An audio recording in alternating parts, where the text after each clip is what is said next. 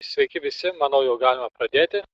Esu Marius Paulauskas ir atstovauju įmonę Hermitage Solutions. Mes, kas dar nežinote, esame pridėtinės vertės IT saugos sprendimų distributorius Baltijos šalims. Ir šiandien pristatysiu vieną iš mūsų produktų, Cryptia, skirtą siųsti šifruotoms elektroninio pašto žinutėms ir saugiai keistis neriboto dydžio failais. Paprastai sakant, padaryti elektroninį paštą daug funkcionalesnį.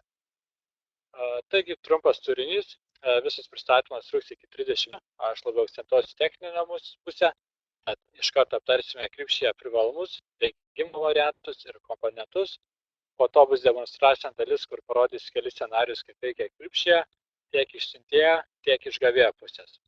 Ir galiausiai seks jūsų klausimai ir mano atsakymai. Webinaro metu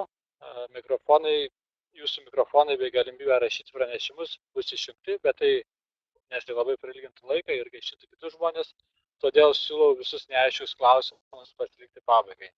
Klausimus webinaro eigoje galite siųsti elektroniniu paštu prisijus@hermitage.lt arba tiesiai per chat langą. Taigi, kokie Cryptia sprendimo privalumai ir kokias problemas jis sprendžia? Pirma, jūs pilnai grojate savo duomenis, nes įprastai elektroninio pašto žinutės keliauja per kelis nežinomus elektroninio pašto serverius. Žinutės keliauja atvirų tekstu, todėl bet kas turintis prieigą prie tų elektroninio pašto serverių gali perskaityti, koreguoti, pašalinti jūsų žinutės. Cryptia veikia kitų principų. Jis talpina failus ir žinutės į jums priklausantį serverį, o po to gavėjas siunčiasi juos tiesiai iš jūsų serverio. Beje, Cryptia serveryje visi failai be išimties yra šifruojami. Antras privalumas, jūs papildomai gaunate daug informacijos apie tai, kada gavėjas prisijungia, kada perskaitė laišką ir kada persparsisintė failus. Galite matyti, iš kokio IP adresu tai buvo atlikta ir tai kontroliuoti. Trečia ir labai svarbu, kad su Cryptia galite siųsti bet kokio dydžio failus, tad jūs neberiboja elektroninio pašto kliento limitai. Įprastai jūs turite 20-30 megabitų dydžio limitą priedams, tai jeigu norite siųsti didesnį failą, turite naudoti trečių šalių įrankius. Dažnai jų ieškoti internete, reikia dėkti papildomą programinį įrangą ir daugelį vartotojų tai yra tiesiog per painu. Papildomai dar turite apmokyti gavėją, kaip naudojant trečių šalių įrankius, tos failus parsisiųsti. Taigi, su Cryptia tuo pačiu elektroninio pašto klientu galite išsiųsti neribotą dydžio failą vos keliais paspaudimais. Tad net ir techniškai neišprusęs darbuotojas gali tai atlikti. Ir dar vienas labai svarbus faktas, išoriniai klientai ir partneriai gali priimti ir siųsti jums žinutes bei failus, naudodami jūsų Cryptia serverių be jokių licenzijos kaštų. Taip sakant, jiems nereikia įsidėkti jokios papildomos programinės įrangos, jiems nereikia kurti vartotojų ir jie gali naudotis Cryptia tiesiai per web aplinką be jokių papildomų licencijų. Produktas sudaro keli skirtingi komponentai ir pagrindinis sistemos komponentas Cryptia serveris, kuris jau patenkina bazinius vartotojo poreikius, nes turi integruotą web aplinką. Tai iš internetinės naršyklės galima siųsti šifruotus laiškus ir keisti dideliais failais. Taigi web aplinka įeina kartu su Cryptia serverį.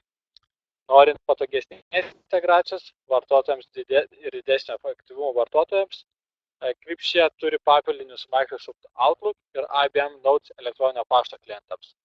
Abu papildiniai suteikia galimybę naudotis Cryptia tiesiai iš pašto kliento aplinkos, neatidarinėjant kitų programos langų ar internetinės naršyklės. Papildomai turime integracijos galimybę su .NET ir Java aplinkomis, tai leidžia automatizuoti šifruotų elektroninių laiškų bei didelių failų išsiuntimą ir gavimą. Kaip pavyzdys būtų Cryptia integravimas, tarkim, su personalo skyriaus sistemomis ir jį galėtų siųsti darbo užmokesčio informaciją arba sudimo bendrovėmis, kai siunčiama konfidenciali informacija klientams. Dabar detaliau paaiškinsiu Cryptia veikimo principą. Šiame scenarijoje pateiktas pavyzdys su Cryptia web aplinka. Nes, kaip minėjau, yra du būdai naudotis Cryptia. Tai yra per web aplinką arba įsidiegiant papildinius elektroninio pašto programuose. Kairėje pusėje turime siuntėją, dešinėje pusėje yra gavėjas esantis kažkur internete, tai galbūt mūsų partneris ar klientas. ir tarp jų yra mūsų organizacijos DMZ zona su viduje esančių Kripšė serverių ir pašto serverių. Siuntėjas, norėdamas siųsti informaciją, naršyklį įdeda Kripšė serverio adresą ir užmezga saugią sesiją su serveriu. Dabar siuntėjas gali prikabinti vieną ar kelis neriboto dydžio failus, taip pat parašyti šifruotą elektroninio pašto žinutę.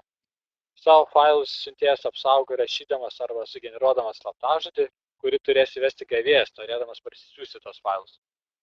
Taigi, Kripšė veikia be vartotojo paskyrų ir vietoj to kiekvienas siuntimas turi savo transakcijos ID ir slaptažodį. Visi pasirinkti failai yra įgymi naudojant saugią TLS sesiją, viskas yra šifruojama ir tada visi tie failai ir žinutės yra nuskanuojamas antivirusinės sistemos, kuri yra įdiegta kartu su Kripšė serveriu. Ir galiausiai visi failai ir žinutės, kurios yra talpinamos serverė, yra be išimties šifruojamos. Taigi jūs esate visiškai apsaugoti, jeigu kažkas įsilaužtų jūsų DMZ zoną ir bandytų ten pasiekti esančius failus, nes kiekvienas failas turi savo unikalų slaptažodį. Kitas žingsnis, ką Kripšė daro, tai jis per pašto serverį nusiunčia pranešimą gavėjui su informacija apie jūsų Kripšė serverė esančius failus su artimo nuoroda ir siuntėjo kontaktinę informaciją.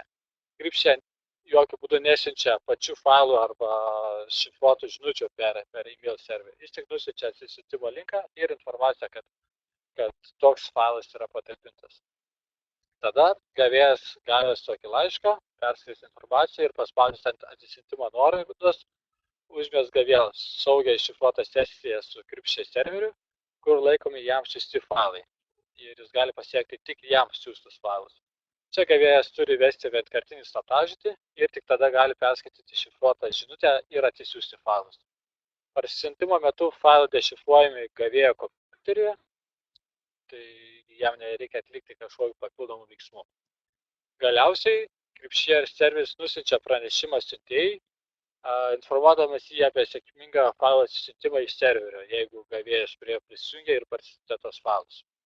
Tai kaip matome, visas ryšys nuo siuntėjo iki gavėjo yra iššifruojamas, tad pašaliniams asmenims nėra galimybės perimti konfidencialią informaciją arba pasinaudoti siunčiamais failais. Dabar trumpai papasakosiu, kokie yra Kripšė diegimo būdai.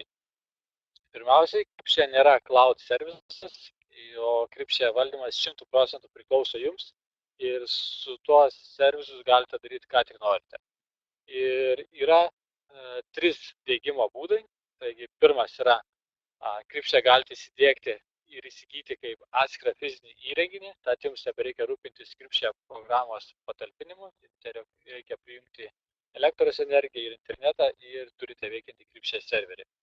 Antras, pats populiariausias ir priimtiniausias variantas, tai kai Kripšė galima paleisti kaip virtualią mašiną savo serverių ūkyje. Taigi, jeigu turite vietos, jūs tiesiog įsikeliate jau paruoštą virtualią mašiną ir galite vėl naudotis Kripšė. O jeigu neturite tokių resursų ir jei dar esate Windows fanas, Kripšė galite dėti kaip papildomą aplikaciją toje pačioje Windows aplinkoje, kaip bet kokią kitą programą. Galiausiai savo Kripšė serverį galite laikyti tiek esamą infrastruktūroje, kažkur ofise, tiek duomenų centre ir pasiekti jį nuotolį. Dabar pereisiu prie demonstracinės dalies, tuoj perjungsiu langus ir parodysiu gyvai, kaip veikia Kripšė. Įjungsiu savo demo aplinką.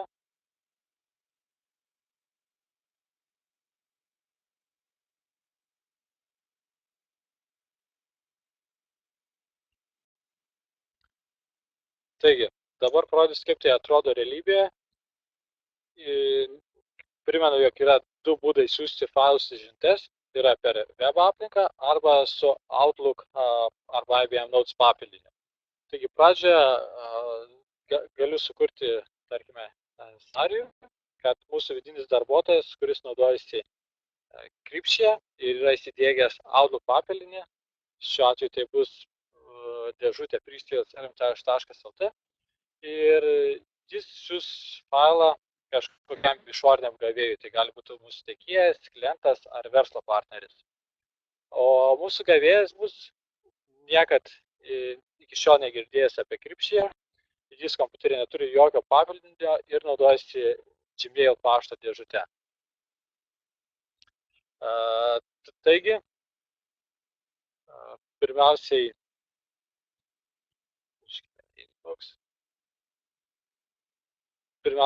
kūrėme laišką, kaip kad ir įprasta. Mes norime tam išoriniam gavėjui siųsti šifruotą žinutę, tai yra įrašome patį gavėją, tai yra john.kripšė@gmail.com, tai yra mano sukurtas kažkoks išorinis gavėjas, klientas ar teikėjas. Jam įrašome subject eilutėje tam tikrą konfidencialią informaciją, kurią norime šifruoti. Tai rašome confidential subject. Ir tarkime, tai yra kažkoks ID slaptas numeris. Pačiame tekste galime įvesti vėl, tarkim, banko sąskaitos numerį, tam tikrą sumą ir galime įvesti vėl vardą, pavardę. Mes norime šią informaciją paslėpti ir nenorime, kad niekas perskaitytų. Taigi, rašome kaip prastai. Ir kadangi mes norime siųsti šifruotą žinutę ir netgi prikabinti kelis failus, spaudžiame ant papildinio Send with Kripšė vietoj įprastose. Taigi, matome iššokantį papildomą langą. Čia mes galime įtempti papildomus failus. Taigi šiuo atveju aš dar pridėsiu, tarkime, PDF dokumentą, instaliacinį failą, video failą ir visus juos siųsiu per Kripšė, nes jie jau viršė mano elektroninio pašto kliento limitą. Nes mano limitas yra 20 MB, čia yra daugiau nei 20 ir įprastai elektroninio pašto klientas ribotų mano tokį siuntimą, bet su Kripšė aš neturiu ribų ir galiu siųsti bet kokią dydžio failą. Ir toliau, kaip ir įprastai, spaudžiu Send ir iššoka papildomas parametrų langas. Šiame lange galime pasirinkti expiration date, tai data, iki kurios failas bus saugomas Kripšė serveryje. Kadangi Kripšė yra failo apsikeitimo metodas, o ne talpinimo, jis nesaugo failo amžinai ir automatiškai ištrina failą pasibaigus jo galiojimo laikui. Tai leidžia išvengti senų, nenaudojimų failų, kas dažniausiai būna su FTP serveriais, ir sumažinamas administratoriaus krūvis.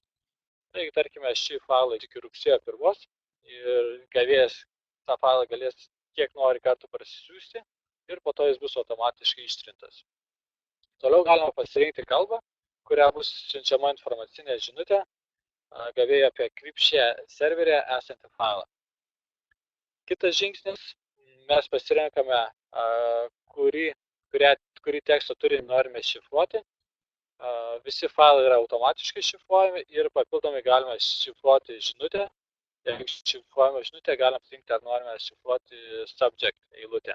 Taigi šiuo atveju mes šifruosime viską. Dar viena opcija yra Confirm Delivery. Taigi čia mes galime paprašyti, kad Kripšė praneštų mums, kai gavėjas parsisiunčia žinutę ir failą. Mes to norime, tai paliekame tai. Ir papildomas pasirinkimas yra Expose File Names and Notification Mails.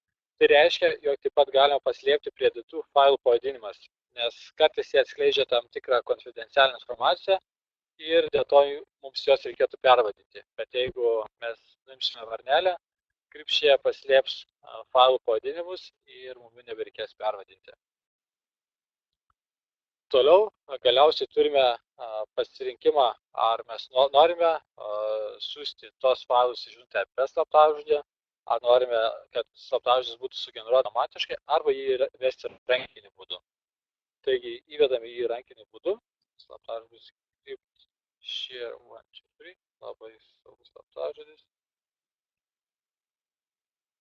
Taigi, administratorius, žinoma, gali parinkti tam tikrą slaptažodžio sunkumą, kad vartotojai nenaudotų primityvių slaptažodžių. Taip pat administratorius gali kai kurias opcijas panaikinti ir, tarkim, vartotojas gali turėti opciją tik uždėti slaptažodį, bet negalėti pasirinkti kitų duomenų. Taigi toliau spaudžiu Start Transfer. Matau Outlook žinutės langą, kad mano siunčiami failai viršė Outlook limitą, tai su įprasta Outlook programa aš to padaryti negalėčiau, bet su Kripšė nėra jokių problemų ir aš išsiųsiu tos failus.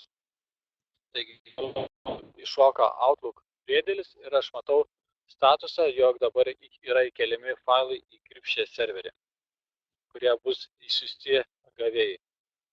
Visi failai yra šifruojami, kaip minėjau, AES 256 bitų ir taip pat yra praskanuoju papildoma antivirusinė sistema ClamAV, tai yra Linux antivirusinė sistema. Taigi, matome žalią šviesą, matome, jog failas buvo išsiųstas gavėjui ir tik tiek žingsnių reikia padaryti siuntėjui, kuris turi Outlook papildį. Dabar atidarysime Gmail programą, Gmail langą, mūsų naršyklėje, prisijungsime su johnu.kripše@gmail.com akauntu ir pažiūrėsime, kokiu pavidalu jis gauna laišką ir kokius pasirinkimus jis turi, kaip jis gali tos failus parsisiųsti. Taigi, tuo atidarysiu naršyklę ir prisijungsiu su Gmail akauntu.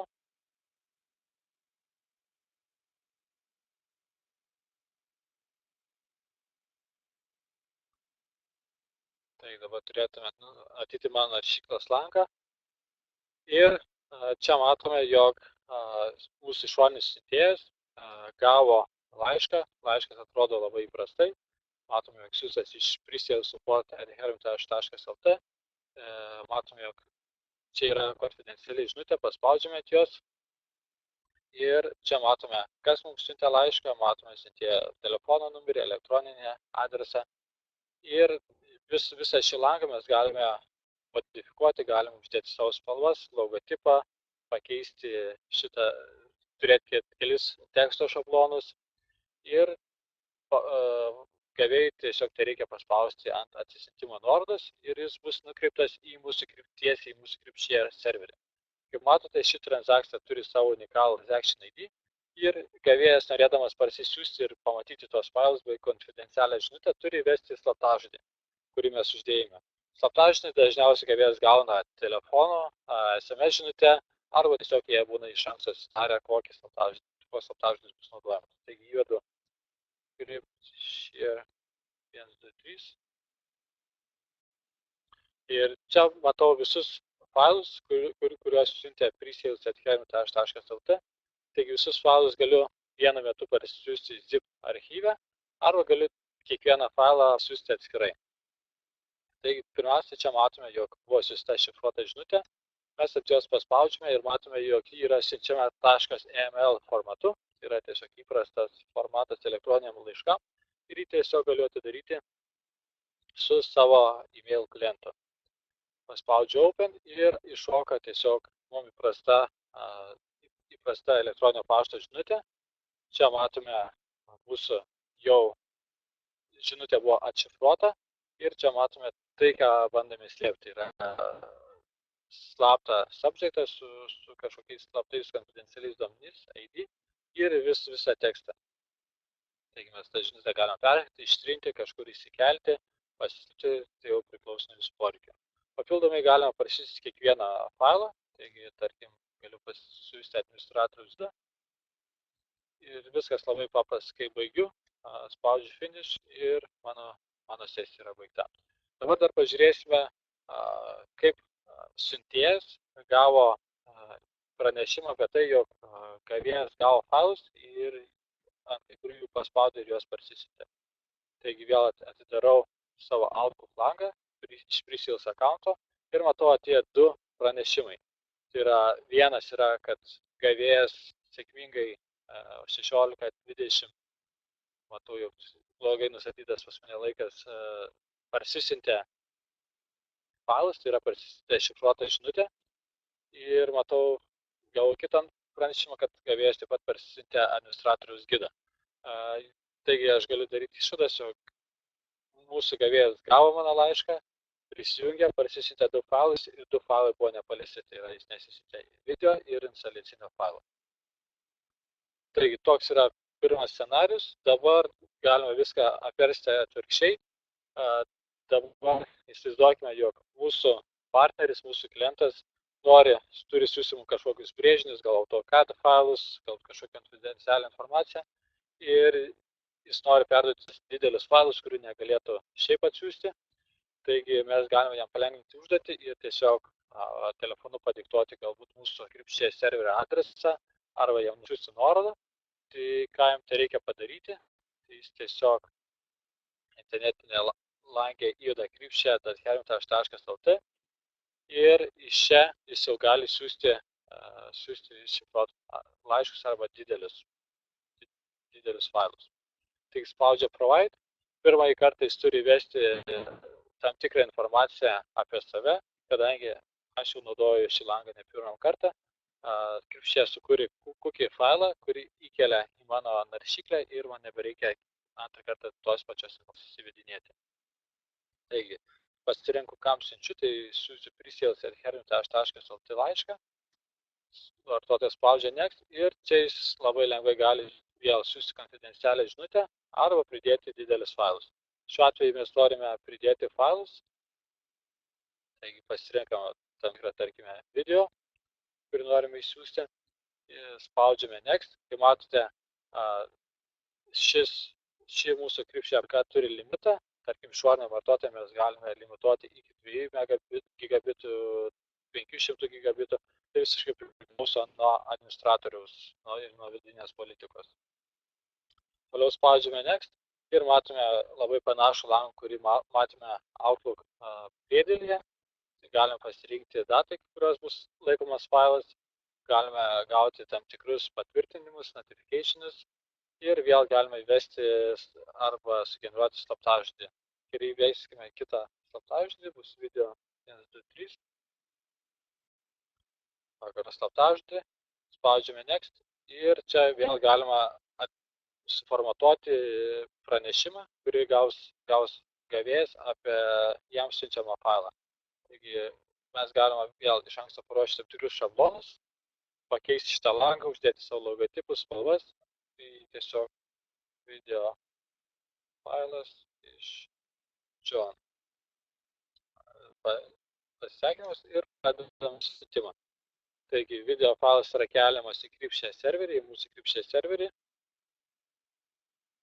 Kaip matėt, šitam Johnui vartotojui nereikėjo nieko papildomo, jam užteko naršyklės lango, nereikėjo papildomo akaunto, jis tiesiog žinojo mūsų Encryptshare serverį, o mūsų serveryje buvo sukurta taisyklė, kad Johnas gali siųsti į mūsų serverį.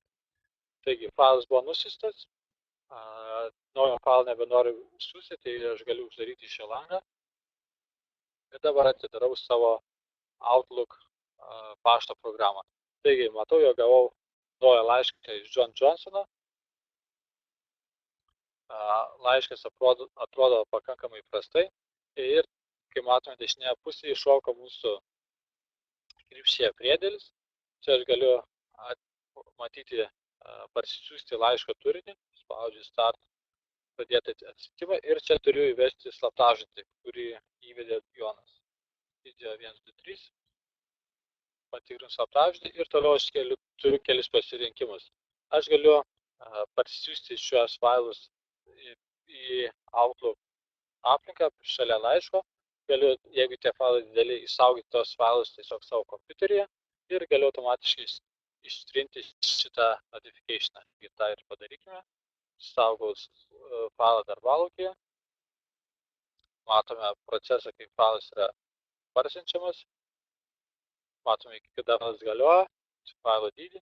Taigi matome, jog failas buvo parsisiųstas ir automatiškai ištrinta notification žinutė. Ir viskas, turime failą, o pačiam gavėjui, kai jis turi Outlook pluginą, viskas dar paprasčiau.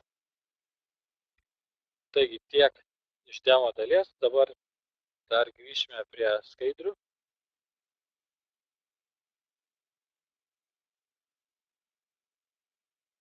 Atidarysiu savo prezentaciją.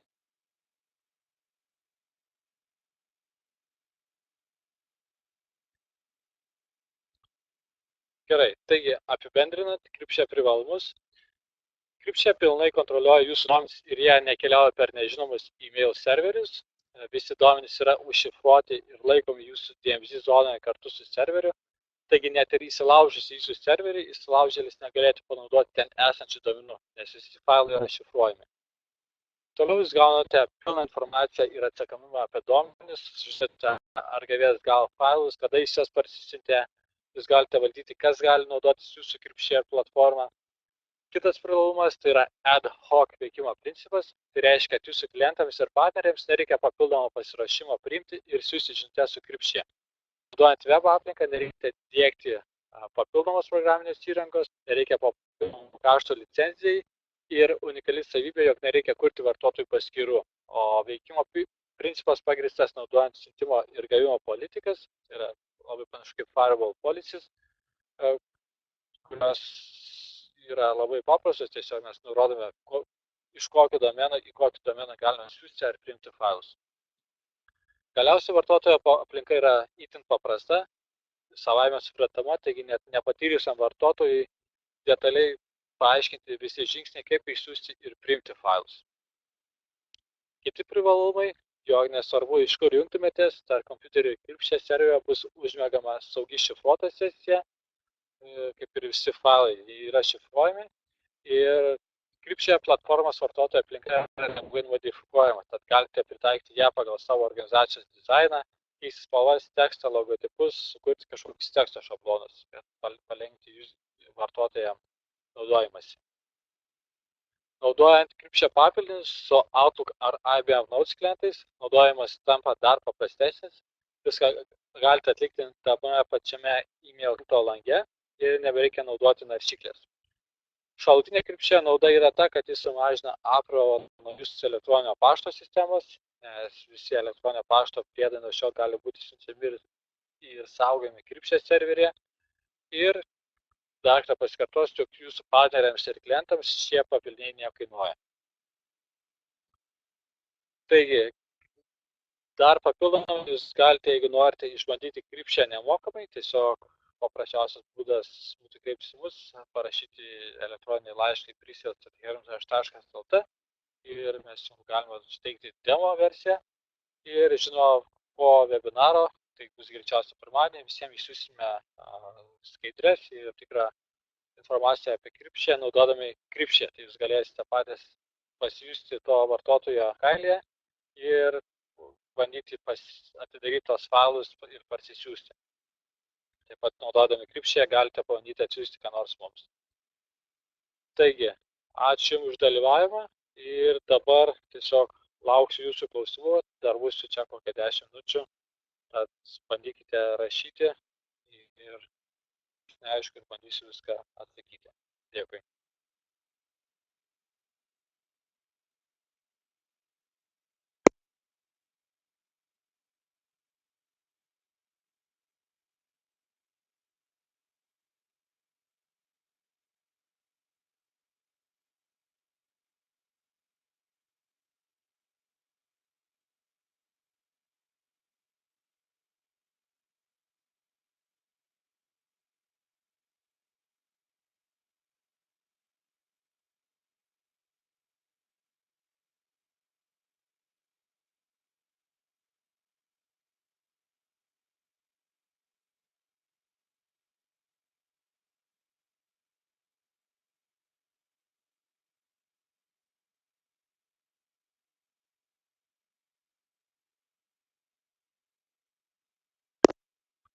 Tai gavau kelis klausimus, į kuriuos dabar atsakysiu. Taigi, per kokias sąsajas galime daryti integraciją su kitomis sistemomis. Taigi, yra realiai 3 būdai. Jeigu naudojant Cripshare integraciją pačią paprasčiausią, tai ji yra sukurta per HTML kodą, visą platformą. Tai jūs galite ją lengvai integruoti savo puslapyje, tarkime, interneto svetainėje ir prisijungia kažkokią vartotoją, jeigu, nežinau, turite įmonę, draudimo kompaniją ar kažkokią architektūros, jūsų klientai gali, naudodami jūsų pagrindinį puslapį, tiesiog paspausti nuorodas ir įkelti failus. Kita integracija tai būtų labiau į tam tikras programas ar aplikacijas, tai būtų per .NET programavimo kalbą arba Java. Po to, kaip galima apsaugoti vidinius vartotojus nuo galimos rizikos per šį portalą gaunant spamą, tai lygiai taip pat, kaip jūs apsaugokite vartotojus įprastai per įprastą pašto klientą. Pirmiausiai, jūs galite apsirašyti taisyklės, kaip minėjau, tai panašiai kaip firewall taisyklės, į kokias jūsų vidinės dėžutės, kokias jūsų vartotojų grupės, kas gali siūsti laiškus naudodami kripšiją. Tai paprasčiausias pavyzdys būtų, jeigu mes hermitage.lt domenė turime vartotoją pre-sales ir galbūt turime visą marketing grupę, mes galime sinchronizuoti vartotojų direktoriją, tarkim, iš Active Directory parsisiųsti visus vartotojus ir nurodyti taisyklės, kad, tarkime, su vienu klientu, tarkime, nors Siemens.lt gali kontaktuoti mūsų marketingo skyrius, bet blokuosime visus laiškus ateinančius iš kitų domenų. Lygiai taip pat, jeigu siunčiamas spamas, pirmiausiai kripšė yra integruota antivirusinė, kuri tą spamą išvalys, tai yra jį išgaudys. Ir lygiai taip pat dar papildomai veiks jūsų spam variklis, kuris yra jau jūsų sistemose. Jis vis tiek patikrins tą laišką nuo galimo spamo.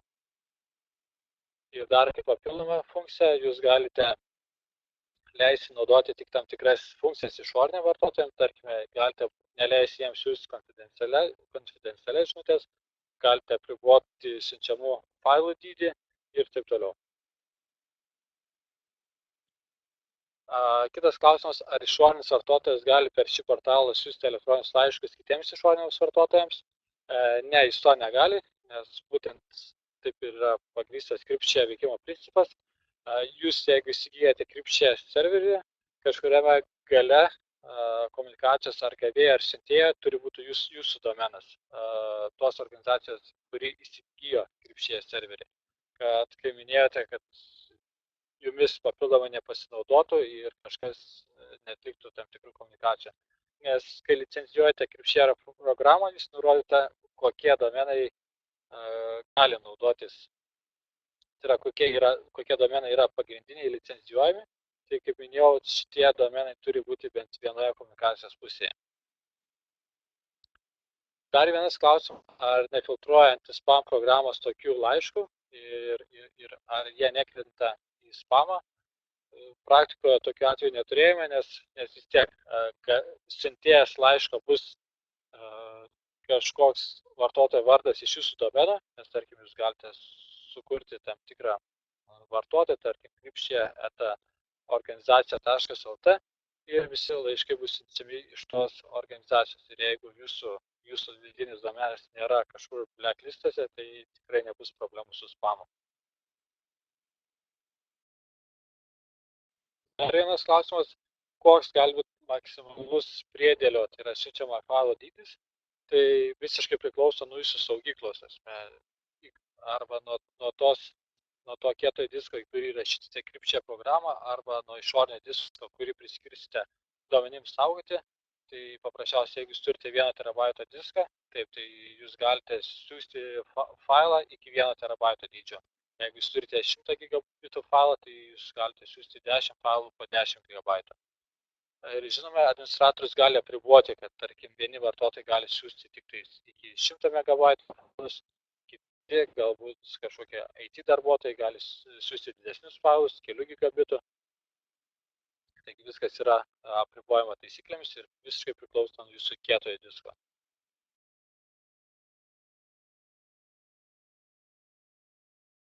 Dar vienas klausimas, ar galima naudoti savo antivirusinę skanuojant įkeliamus failus į kripšė serverį? Taip, tai galima daryti, nes, kaip minėjau, su kripšė ateina nemokama, kadangi pats kripšė veikia Linux aplinkoje ir, kaip minėjau, yra galimybė įrašyti ir Windows aplinkoje. Taigi su Linux serveriu jūs gaunate nemokamą ClamAV antivirusinę, kuri tarp Linux sistemų yra viena populiariausių. Taigi papildomai jūs galite įsidėkti ir savo antivirusinę, kurią naudojate ir darbinėse kompiuteriuose. Dar vienas įdomus klausimas, ar išorės vartotojai matosi įvedinėjant gavėją, tai yra galimi vidinių vartotojų vardai.